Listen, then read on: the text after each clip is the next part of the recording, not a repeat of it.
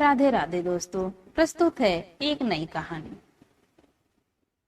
वृंदावन की ब्रजभूमि में रहने वाला चंदन अपने माँ बाप का इकलौता बेटा था। दिन भर वो ब्रज के रज में लोटपोट होता रहता, अपनी सखाओं के साथ अटखेलियां करता, सखाओं के साथ गैया चराने जाता।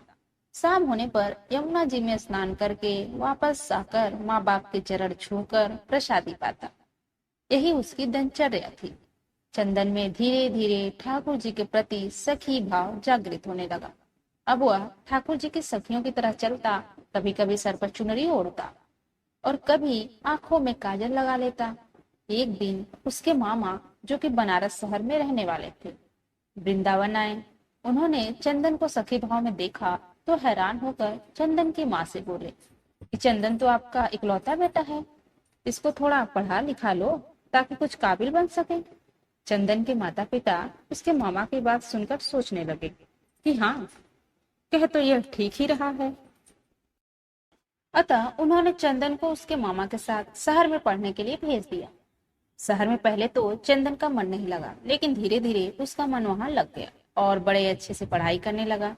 चंदन अब बड़ा होने लगा था। चंदन चाहे शहर में रहकर वहां रच बस गया था, लेकिन उसके अंदर ब्रज रस का जो रस था फूट फूट कर रोम रोम में बसा हुआ था, जो कि उसको कभी भी ब्रज से दूरी महसूस नहीं कराता था। इसीलिए वह अपने आप को वहां अकेला नहीं समझता था, क्योंकि वह अपने अंदर ही पूरे आनंद में रहता था। चंदन की कक्षा में एक छात्रा उसकी सखा बन गई, जिसका नाम ललिता था। ललिता के माता पिता का बचपन में ही स्वर्गवास हो चुका था। वह अपने नाना नानी के साथ रहती थी। वह बहुत ही सीधी सादी लड़की थी। चंदन और ललिता की खूब बनती थी। स्कूल खत्म होने पर दोनों इकट्ठे ही आगे की पढ़ाई के लिए कॉलेज में प्रवेश किए।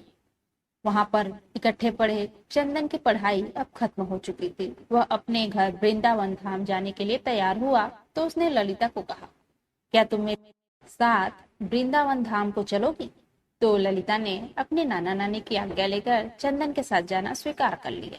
जब चंदन अपने मामा जी से विदा लेकर वृंदावन धाम पहुंचा तो वृंदावन में कदम रखते ही चंदन के हाव भाव बदल गए। वह तो एकदम से सखी भाव में आ गया। उसकी चाल नर से नारी जैसी हो गई। वह अपने कमर में हाथ रखकर चलने लगा। अचानक से उसकी चाल में आए परिवर्तन को देखकर ललिता हैरान होकर उसकी तरफ देखती रही, लेकिन वह बोली कुछ नहीं।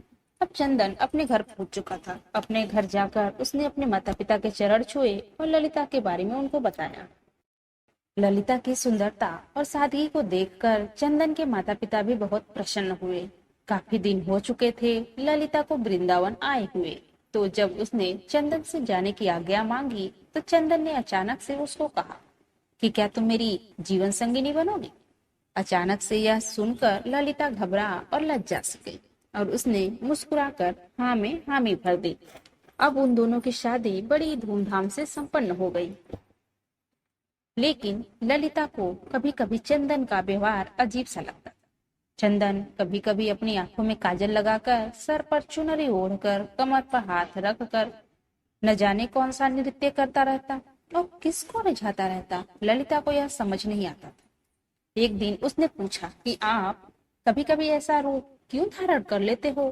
तो चंदन मुस्कुराकर उसकी तरफ देखने लगा और तभी उसने मन में कुछ निश्चय किया और कहा कि प्रिय, तुम सुबह तैयार हो जाना, मुझे तुम्हें कहीं पर लेकर जाना है। ललिता को कुछ समझ नहीं आया, लेकिन पति की आज्ञा को मानकर वह जल्दी सुबह उठकर तैयार हो गई। चंदन उसको बरसाना धाम ले गया और किशोरी जी के निज महल में जाकर उसने अपने पांव में घुंघरू बांधकर, आंखों में काजल लगाकर, कमर पर चुनरी बांधकर नृत्य करना शुरू कर दिया। ललिता उसको देखकर हैरान हो रही थी कि अचानक से चंदन को हो क्या गया है। वह तो बस अपनी धुन में किशोरी जी के सामने नृत्य करता जा रहा था। उसका नृत्य इतना मंत्रमुग्ध करने वाला था कि वहां पर आए सभी भक्तजन ठिठक कर उसके नृत्य का आनंद ले रहे। बाहर से कभी कभी पवन का एक झोंका आकर चंदन के नृत्य का आनंद ले जाता और कभी कभी सूरज की किरणें अंदर आकर चंदन के पैरों में बजते नुपुर से निकली राधे राधे की ध्वनि को सुनकर आनंदित हो जाती। जब चंदन थोड़ा शांत हुआ तो उसने ललिता को बताया, यह हमारी लाडली सरकार है, इनको नमन करो। ललिता को तब भी कुछ समझ न आया। वह अभी भी असमंजस में थी। फिर भी किशोरी जी को प्रणाम करके वह वापस वह वृंदावन आ गए। दूसरी ओर उसी शाम ठाकुर जी और किशोरी जी यमुना जी में नौका विहार करने के लिए निकले। नौका बहुत ही सुंदर तरीके से सजी हुई थी। नौका में चारों ओर कमल और मोगरे के फूल लगे हुए थे। नौका में ठाकुर जी और किशोरी जी आमने सामने बैठकर एक दूसरे के रूप के रस का पान कर रहे थे और उनके पीछे बैठी एक सखी हाथ में पतवार को लिए नौका को चला रही थी। तभी अचानक से सखी के हाथ से पतवार छूटकर यमुना में चली गई और वो घबरा सी गई और घबराहट के कारण वह अपने पैर के नाखून से नौका की भूमि को कुरेदने लगी। तभी अचानक से ठाकुर जी का ध्यान पीछे बैठी सखी पर पड़ा और बोले, अरे सखी, इतनी घबराई हुई क्यों हो? उसने हाथ जोड़कर बड़ी विनम्रता से कहा, कन्हैया, मेरी पतवार यमुना जी में गिर गई है।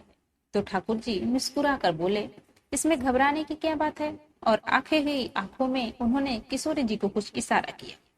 अब एक तरफ से किशोरी जी ने और दूसरी तरफ से ठाकुर जी ने अपने हाथ को यमुना जी में डाल दिया और वह दोनों अपने दोनों हाथों को पतवार की तरह चलाने लगे।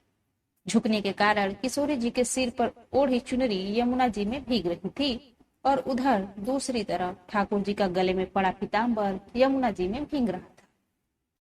हाथों पर पीताम्बर और चुनरी पर लगा इत्र यमुना जी में घुल मिल गया था। ठाकुर जी और किशोरी जी ने अपने हाथों से उस नाव को किनारे पर लगाया। अगले दिन ललिता की सास और ससुर चंदन के मामा के यहाँ कुछ काम से चले गए। अब घर में ललिता और चंदन अकेले थे। चंदन सुबह सुबह ही अपने काम पर चला गया और ललिता हाथ में मटकी को लेकर यमुना जी से जल भर कर ले आई।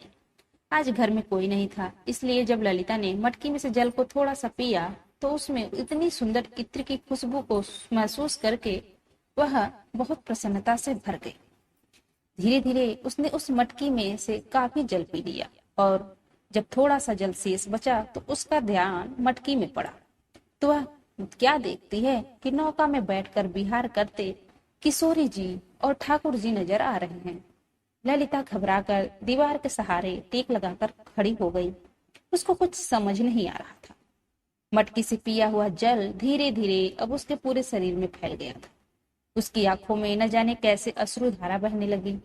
इतने में चंदन बाहर से आया और अपनी पत्नी की ऐसी दशा देखकर उसने पूछा, प्रिय, क्या हुआ? ललिता के मुख से कुछ भी निकल नहीं रहा था, परंतु उसके होंठ कुछ कहने के लिए फड़फड़ा रहे थे। सांस जोर जोर से चल रही थी, आंखों के पलके हिल भी नहीं रही थी। चंदन ने जब उसको झिझोड़कर बार बार पूछा तो उसने मटकी की तरफ इशारा किया। चंदन ने जब मटकी की तरफ देखा तो उसको भी मटकी में ठाकुर जी और किशोरी जी की नौका विहार की छवि दिखाई दी। यह देखकर वह झूम झूम कर नाचने लगा और ललिता को पकड़कर उसने जोर से अपने अंक में भींच लिया और कहने लगा, अरे प्रिय, आज तुझे ब्रज ने स्वीकार कर लिया है। आज तुझे मेरे श्यामा और श्याम जी ने स्वीकार कर लिया है। ललिता कुछ समझ नहीं पा रही थी और चंदन की तरफ देखी जा रही थी। तो चंदन ने उसको समझाते हुए कहा कि तुम्हारे कोई पुण्य कर्म थे जो तुझे ब्रज में कदम रखने का सौभाग्य प्राप्त हुआ। लेकिन ब्रज में कदम रखकर तुम्हें सुख प्राप्त हो रहा था, लेकिन उस सुख को आनंद में बदलने के लिए तुझे किशोरी जी की आज्ञा की प्राप्ति जरूरी थी। इसलिए मैं तुझे बरसाना धाम ले गया था ताकि तुझे भी वहां पर किशोरी जी का आशीर्वाद प्राप्त हो। यह उन्हीं की कृपा प्राप्ति है जो आज तुझे ठाकुर जी और किशोरी जी के नौका विहार के दर्शन इस मटकी में प्राप्त हुए हैं, क्योंकि आज तुझे ठाकुर जी और किशोरी जी ने अपना लिया है। जो यमुना जी का जल धीरे धीरे उसके शरीर में प्रवेश हुआ था, वह ठाकुर और किशोरी जी की कृपा की छलनी से उसके पाप नीचे बैठ गए थे और अब उसके पुण्य कर्म जो थे वो ऊपर थे। इसलिए ललिता को इस आनंद की प्राप्ति हो चुकी थी। ब्रज में तो हर कोई आता जाता रहता है और उसको सुख की प्राप्ति होती रहती है, लेकिन जिस पर ठाकुर जी व किशोरी जी की कृपा हो उसको सुख के साथ साथ ठाकुर जी के आनंद की भी प्राप्ति होती है। इसलिए हमें ठाकुर जी के मीठे आनंद को अपने रोम रोम में प्रवेश करा के उस आनंद से प्राप्त प्रेम की मृत तृष्णा को इतना बढ़ाना है कि वह प्रेम आंखों में निकलने वाले नमकीन आंसुओं के द्वारा बहकर ठाकुर जी और किशोरी जी की मीठी कृपा से सराबोर हो सके।